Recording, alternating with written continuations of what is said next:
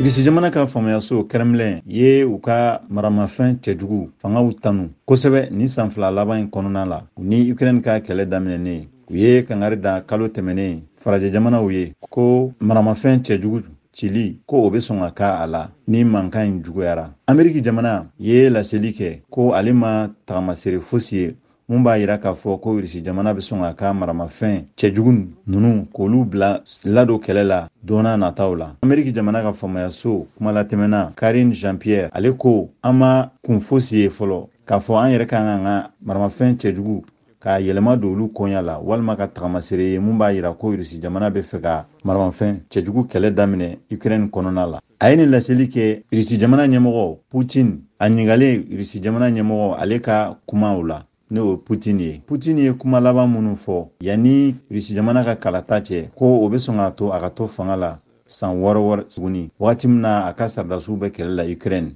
A ko an ka maramafɛn cɛjugu 3 ko kuraya fanfɛla la a ɲɔgɔnna tɛ yen ko anw ni Amerikɛnw a ɲɔgɔnna b'an dɔrɔn de bolo wa an taara ɲɛfɛ kojugu a ko la. Irisi jamana ɲɛmɔgɔ Poutine a ye nin laseli kɛ a ka ɲininkaliba dɔ senfɛ mun lasera jamana ka kunnafonidilaw an'olu ka baro dɔ senfɛ. A ko an ka nin fɛn 3 a bɛ tali kɛ Irisi jamana ka kɛlɛkɛminɛjuguw kan minnu bɛ dugumafɛnw,